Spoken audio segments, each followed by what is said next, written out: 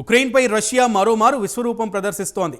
గత వారం రోజుల నుంచి రష్యా భూభాగాన్ని స్వాధీనం చేసుకుంటున్న ఉక్రెయిన్పై రష్యా తీవ్ర ఆగ్రహంతో రగిలిపోతోంది. దీంతో మంగళవారం తెల్లవారుజామున ఉక్రెయిన్లోని సుమీ రీజియన్పై బాంబుల వర్షం కురిపించింది. దీంతో అక్కడి ఆయుధాల డిపోలో పాటు ఉక్రెయిన్కు చెందినటువంటి సుమారు 35 మంది మిలిటరీ అధికారులు దుర్మరణం పాలయ్యారని రష్యా మిలిటరీ విడుదల చేసిన ఫుటేజీని బట్టి తెలుస్తోంది. తాజాగా రష్యా ఉక్రెయిన్పై చేసిన దాడి గురించి మరింత సమాచారం తెలుసుకుందాం.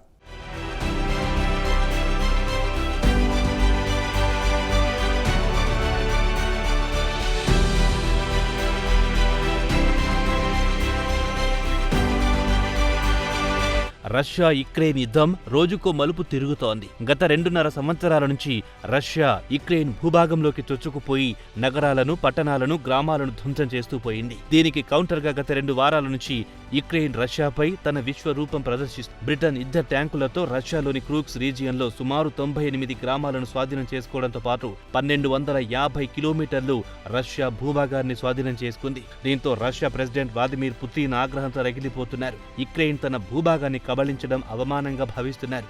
వెంటనే మంగళవారం ఉదయం యుక్రెయిన్పై మరోమారు దండయాత్ర ప్రారంభించారు.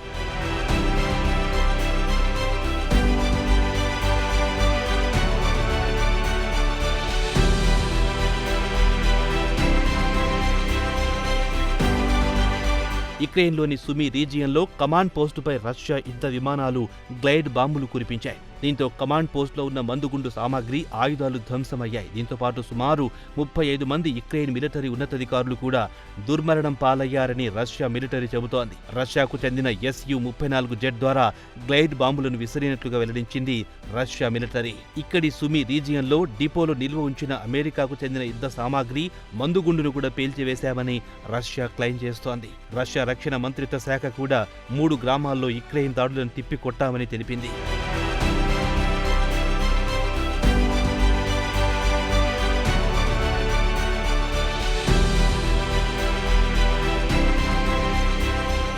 యుక్రెయిన్లోని డొనెట్స్క్ రీజియన్లో అతిపెద్ద పట్టణం ఆర్టెమేవ్ను స్వాధీనం చేసుకుంది రష్యా. ఇటీవల కాలంలో అతిపెద్ద పట్టణం స్వాధీనం చేసుకోవడం ఇదే మొదటిసారని రష్యా మిలిటరీ వెల్లడించింది. రష్యా అదుపులో ఉన్న డొనెట్స్క్ రీజియన్లో యుక్రెయిన్ పెద్ద ఎత్తున దాడులకు తెగబడుతోంది.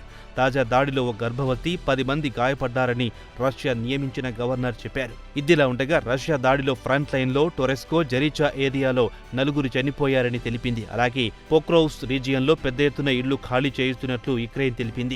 ఎందుకంటే ఈ ప్రాంతాన్ని కబళించాలని రష్యా దీర్ఘకాలంగా యత్నిస్తోంది. ఈ ప్రాంతం గుండా యుక్రెయిన్ సైనికులకు ఆయుధాలు సరఫరా అవుతుంటాయి. ఈ రీజియన్ను స్వాధీనం చేసుకుంటే సైనికులకు ఆయుధాల సరఫరాను అడ్డుకట్ట వేయవచ్చునని రష్యా భావిస్తోంది.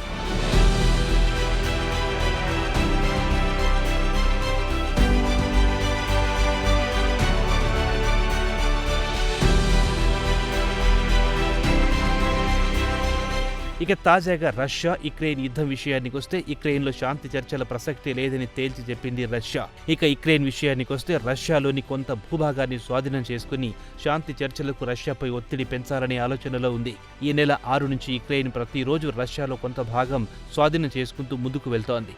2వ ప్రపంచ యుద్ధం తర్వాత రష్యా భూభాగంలోకి ప్రవేశించి వారి భూమిని ఆక్రమించడం ఇదే మొదటిసారి. రష్యాలోని క్రూక్స్ రీజియన్లో సుమారు 1250 చదరపు కిలోమీటర్ల భూభాగాన్ని స్వాధీనం చేసుకుంది యుక్రెయిన్. అలాగే 92 సెటిల్మెంట్లను తమ అధీనంలోకి తీసుకుంది. ఇక జెలెన్స్కీ వాదన ఏమిటంటే యుక్రెయిన్ సాధించాలనుకున్న లక్ష్యాన్ని సాధించేసిందని చెబుతున్నారు.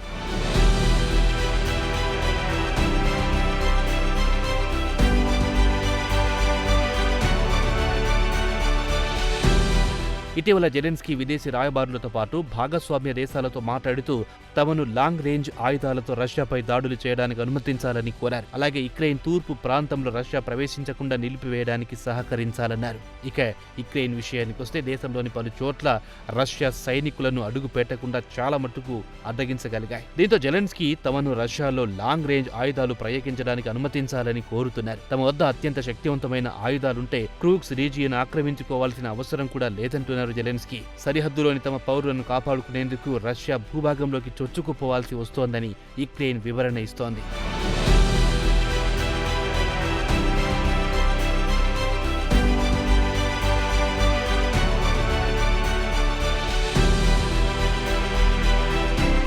ఇక జెలెన్స్కీ మాత్రం దేశంలోని రాయబారులు భాగస్వామ్య దేశాలను ఎలాగైనా బలవంతంగానైనా రష్యాతో శాంతి చర్చలకు చొరవ తీసుకోవాలని కోరుతున్నారు. అయితే క్రెమ్లిన్ మాత్రం తాజాగా యుక్రెయిన్ తమ భూభాగాన్ని కబళించడంతో ఆగ్రహంతో ఉంది. సవ్యంగా జరగాల్సిన శాంతి చర్చలకు అనవసరంగా యుక్రెయిన్ గండి కొడుతోందని రష్యా ఆరోపిస్తోంది. ప్రస్తుత పరిస్థితుల్లో శాంతి చర్చలు వర్కౌట్ కావని స్పష్టం చేసింది. భవిష్యత్తులో కూడా చర్చలకు అవకాశం లేకుండా పోయిందని చెబుతున్నారు. భవిష్యత్తులో శాంతి చర్చల విషయానికొస్తే క్రూక్స్ రీజియన్లో యుద్ధ వాతావరణాన్ని బట్టి ఉంటుందని క్రెమ్లిన్ తేల్చి చెప్పింది.